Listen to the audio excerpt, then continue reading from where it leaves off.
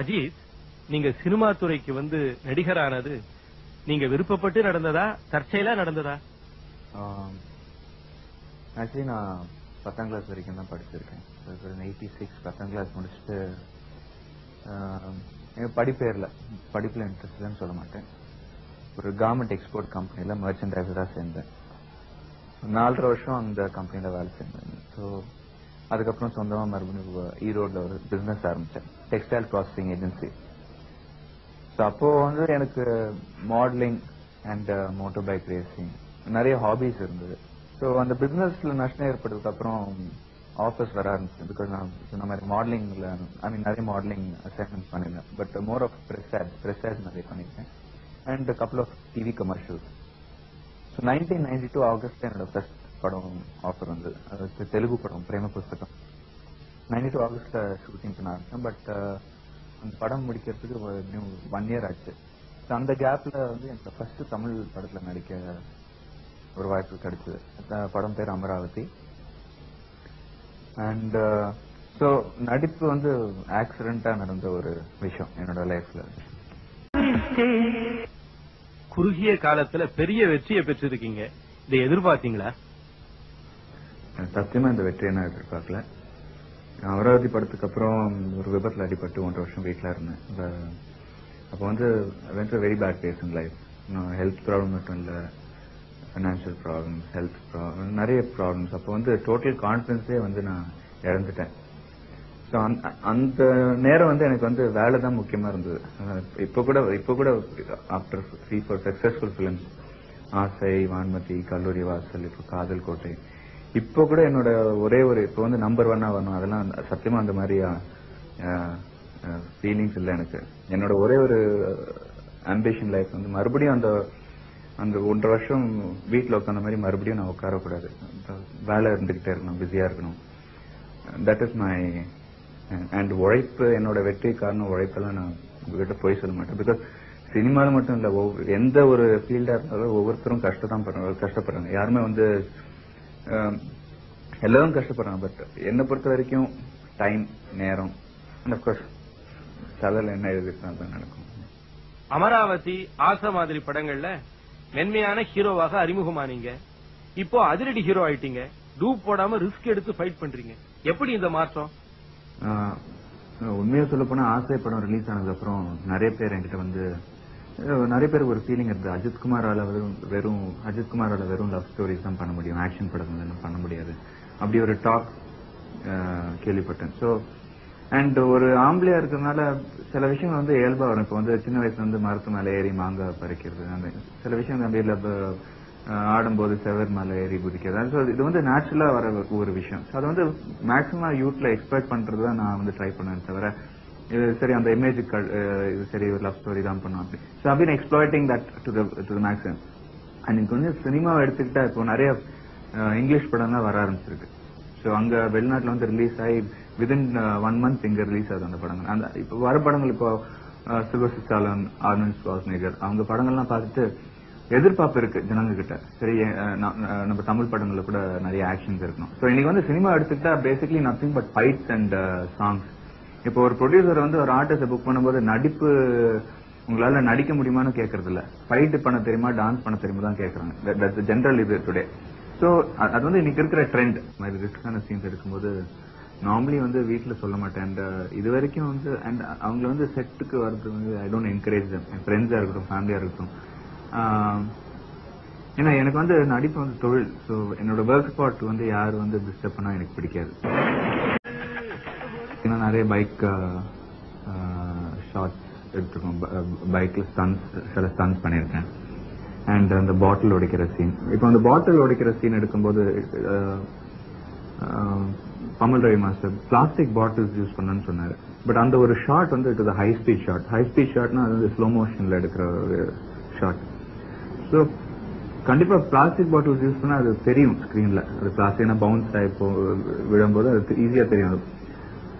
So நான் வந்து request பண்ணி கேட்டேன், இல்லை வேண்டாம், இந்த ஒரு ஷாட் வந்து we will use real bottles. அது கட்டாயப்படுத்தி எல்லாருமே வந்து கொஞ்சம் ரெஃப்யூஸ் பண்ண ஆரம்பத்தில். பட் லேட்டர் ஆன் ஒரு கான்ஃபிடன்ஸ் வந்து அந்த ஷாட் எடுத்தோம். அண்ட் எது எடுத்தாலுமே at least little bit of naturals இருக்கணும் என்னை பொறுத்த வரைக்கும். இல்லைன்னா அந்த சீன் எடுக்காமலே இருக்கலாம். There should be something. உங்க இமேஜ காப்பாத்திக்கணும்னு நீங்க நினைக்கிறது உண்டா? இந்த ஷூட்டிங் கவரேஜ்லாம் டெலிவிஷன்ல பார்த்ததுக்கு அப்புறம் அந்த இமேஜ்ங்கிற இதுவே போச்சு. So there nothing. இப்போ இமேஜை காப்பாத்திக்கிறது இப்போ என்ன இருக்கு? ஒண்ணுமே இல்லை. நாங்களும் சராசரிய மனுஷங்க. லைக் இப்போ வந்து சினிமாவில் நடிக்கிறது வந்து ஒரு தொழில். எப்படி வந்து ஒருத்தர் ஆபீஸ்ல போயிட்டு வேலை பண்றதோ எங்களுக்கு வந்து ஒரு தொழில். அப்போ வந்து ஒரு கலையா இருந்திருக்கலாம். But today it has become a profession. So இப்போ வந்து அந்த இமேஜ்லாம் என்ன பொறுத்த வரைக்கும் ஐ டோன்ட் திங்க் இனிமேல் வந்து அந்த இமேஜ் அதெல்லாம் இருக்கவே கூடாது. சமீபத்துல நீங்க நடிச்ச காதல் கோட்டை பெரிய வெற்றி அடைஞ்சிருக்கு. அந்த அனுபவம் எப்படி? வான்மதி படத்துக்கு ஷூட்டிங் போது ஒரு நாள் அகத்தின் சார் அந்த கதையை சொன்னார்னா ஒரு பிரீஃப் சினாப்சிஸ் பிரீஃப் அவர் அவுட்லைன் சொன்னார். இந்த மாதிரி படம் முழுக்க ஹீரோயின் சந்திக்க மாட்டாங்க, கடைசி ரீல்ல தான் வந்து சந்திப்பாங்க. அப்போ வந்து அந்த இது கேட்கும்போது ரொம்ப சேலஞ்சிங்கா இருந்தது. அண்ட் அதான் நான் வந்து இப்போ பண்ற படங்கள் வந்து எல்லாமே வந்து கொஞ்சம் டிஃப்ரெண்டாவே இருந்திருக்கு. கல்லூரி வாசலா இருக்கட்டும், வான்மதியா இருக்கட்டும், ஆசை. ஸோ நான் வந்து ஒத்துக்கிட்டேன் அந்த படத்தை. அண்ட் பட ஷூட்டிங், இந்த காதல் கோட்டை பட ஷூட்டிங் போகும்போது ஜெய்ப்பூர் போயிருந்தேன். அப்போ வந்து ஒவ்வொரு நாளும் வந்து அகன் டீச்சர் ரிட்டையர் போயிருந்தேன். அஜித் இந்த மாதிரி படம் ஹிட் ஆனா சூப்பர் ஹிட்டா ஓடும், அப்படி ஃபிளாப் ஆனா ஒரு வாரம் கூட ஓடாது அந்த படம். ஏன்னா கொஞ்சம் டிஃப்ரெண்டா இருக்கு, எக்ஸ்பெரிமெண்டலா பண்றோம். ரொம்ப கஷ்டப்பட்டு எடுத்த ஒரு படம். அண்ட் நீங்க வந்து இந்த படத்தோட சக்சஸ் நினைச்சு பார்த்தா ரொம்ப சந்தோஷமா இருக்கிறதுக்கு. கஷ்டப்பட்டதுக்கு வந்து இன்னைக்கு படம் கிடைச்சிருக்கு. So very happy feeling. Ajith சாரோட நான் வந்து 2 படம் சேர்ந்து ஒர்க் பண்ணியிருக்கேன். முதல் படம் வான்மதி, 2வது படம் காதல் கோட்டை. வான்மதிக்காக நான் முதல்ல அவர் வீட்டில் சந்திக்கும் போது அவர் எப்படி பிஹேவ் பண்ணாரோ இன்னைக்கு வரைக்கும் 2 படம் வெற்றிகளுக்கு பிறகும் அவர் அப்படி தான் பிஹேவ் பண்ணிட்டு இருக்காரு. அஜித்தை பொறுத்தளவு அவர்கிட்ட வந்து அவருடைய ப்ரொஃபஷனல் ஒரு மிகப்பெரிய டெடிகேஷன் இருக்கு. வான்மதிக்காக நாங்கள் ஊட்டியில் 28 நாள் தங்கியிருந்தோம். அந்த 28 நாள்லயும் வந்து நான் ஒரு நாளாவது அவருக்கு முன்னாடி லாட்ஜில இருந்து கிளம்பி முன்னாடி வந்துடணும் அப்படின்னு நினைப்பேன். ராத்திரி 2 மணிக்கு போய் பார்த்தா கூட 5 மணிக்கு ரெடியா ரிசப்ஷன்ல உட்காந்துருப்பாரு. அவர் வந்து ஒரு டைரக்டரோட ஆர்டிஸ்ட். அதுக்கு அவரே ஒரு காரணம் சொல்லுவாரு, சார் இந்த கதை மட்டும் என்கிட்ட சொல்லாதீங்க சார், ஏன்னா நீங்க என்ன ஃபீல் பண்றீங்க, உங்க மனசுக்குள்ள என்ன இருக்குங்கிறத வந்து நான் வந்து ஸ்பாட்ல தெரிஞ்சுக்கிட்டு ஆக்ட் பண்றேன். முதல்ல நான் கதையை தெரிஞ்சுட்டு நான் ஒரு ஃபார்ம் பண்ணிட்டு ஆக்ட் பண்ணி பார்த்து அப்புறம் உங்க ஸ்பாட்ல வந்து உங்களுடைய எதிர்பார்ப்புக்கு மாறா இருக்கணும்னா நீங்க வந்து ஸ்பாட்ல சொல்றதை நான் அப்படியே செய்யறேன் சார் அப்படிங்கிறாரு. ஒரு விஷயத்த சொன்னோம்னா அதை உடனே இம்ப்ரூவைஸ் பண்றது, சார் இது எப்படி பண்ணா நல்லா இருக்குமா அப்படிங்கிறது, அதெல்லாம் அஜித்தினுடைய ஸ்பெஷாலிட்டி. ரசிகர்களிடம் நீங்கள் சொல்ல விரும்புவது? அதான் இன்னைக்கு வந்து என்னோட பலமே வந்து ஃபேன்ஸ் தான். நான் சொன்ன மாதிரி வந்து நடிப்பு வந்து ஒரு ஆக்சிடென்டா நடந்த ஒரு விஷயம். ஸோ இன்னைக்கு வந்து இந்த அளவுக்கு வந்து ரசிகர்கள் இருக்காங்க. அது it is purely time. And ரொம்ப சந்தோஷமா இருக்கு. பட் என்னோட ரிக்வெஸ்ட், எங்களையும் வந்து கொஞ்சம் ஒரு மனுஷங்களா எங்களை பாருங்க, அதுக்கப்புறம் ஒரு ஆர்டிஸ்டா பாருங்க, சந்தோஷப்படுங்க. இப்போ அஜித் குமார் என்னோட கேரக்டர் தெரிஞ்சு நீங்க லைக் பண்றீங்களா, என்னோட ஃபேனா இருக்கீங்களா, ரொம்ப சந்தோஷப்படுவேன். வெறும் என்னோட லுக்ஸும் நடிப்புக்கு மட்டும் இல்லாம என்னோட கேரக்டர் தெரிஞ்சு நீங்க லைக் பண்ணுங்க, ரொம்ப அதுல ஒரு அர்த்தம் இருக்கு. So I very happy about it. காதலை பற்றி கருத்து சொல்ற அளவுக்கு எனக்கு வயசு பத்தாது. பட் எனக்கு தெரிஞ்ச வரைக்கும் காதல் வந்து பேசிக்லி ஃப்ரெண்ட்ஷிப். எப்ப வந்து நீங்க ஒரு பொண்ணு கூட வந்து கேஷுவலா நீங்களா இருக்கீங்களோ அதுதான் என்ன பொறுத்த வரைக்கும் ஒரு ஃப்ரெண்ட்ஷிப், ஒரு லவ். வேதனைப்பட்ட அனுபவம் நிறைய தடவை வேதனைப்பட்டிருக்கேன். பட் மெயின்லி வந்து அமராவதி படத்துக்கு அப்புறம் அடிப்பட்ட ஸ்டேஜ்ல ரொம்ப வேதனைப்பட்டேன். ஏன்னா இப்போ ஹெல்த்தும் போச்சு, வேலையும் இல்லை. குணமானதுக்கு அப்புறம் படங்கள் வரல. அப்பதான் கே சுபாஷ் சார் வந்து ஒரு வாய்ப்பு கொடுத்தாரு பவித்ரா படத்துல நடிக்கும் போது. ஸோ அது வந்து ஒரு நீங்க ஆசைப்படுத்தினால வந்து ரெகக்னிஷன் கிடைச்சிருக்கு, சந்தோஷப்படுறேன். மணிரத்னம் சார், ஸ்ரீராம் சார், வசந்த் சாருக்குலாம் ரொம்ப நன்றி கடன் பட்டிருக்கேன்.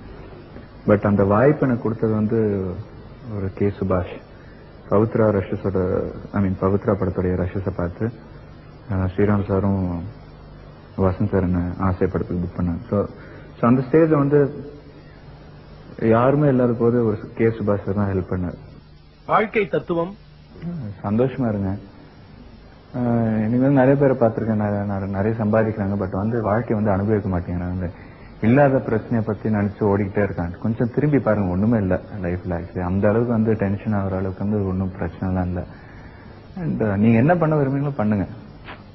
இன்னொருத்தருடைய வயிற்றுல கொட்டிக்காம இருந்தா போதும். Definitely he is a musical hero. Ajith அழகானவர், இளமையானவர், திறமையா நடிக்கிறார். தொடர்ந்து வெற்றி படங்களை கொடுத்து